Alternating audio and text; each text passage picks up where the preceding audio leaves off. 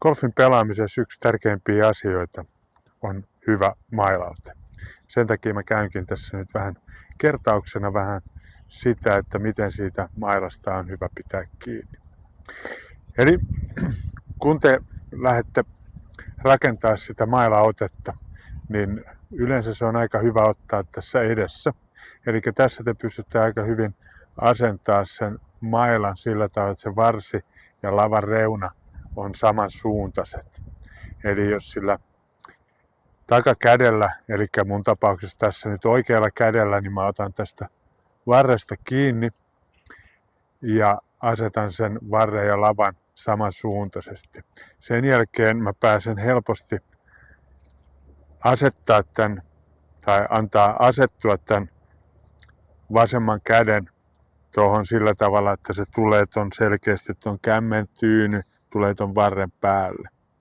Eli käytännössä niin mä pystyn vähän pilkkiä tämän mailan kanssa. Useasti mä näen sitä, että maila on tuolla kämmenellä, eli siellä missä se elämän viiva on, niin siinä vaiheessa me joudutaan jännittää näitä forkkuja tässä näin, ja silloin se maila ei oikein toimi. Eli mailan pitää olla tuolla kämmen tyynyllä.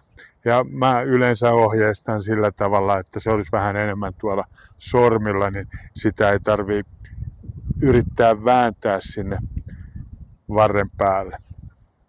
Ja nyt kun sulla on tämä toinen käsi tässä jo valmiiksi tässä varressa kiinni, niin sun ei tarvitse muuta kuin antaa se liukua tuohon.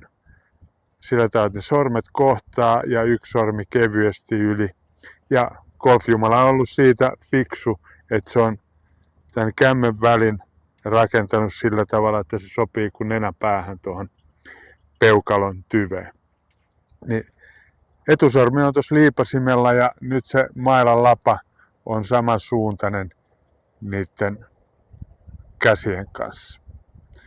Mä luulen, että tästä on aika hyvä lähteä liikkeelle, kun mailaote on kohdillaan, niin se on paljon helpompaa se golf-swingin luominen.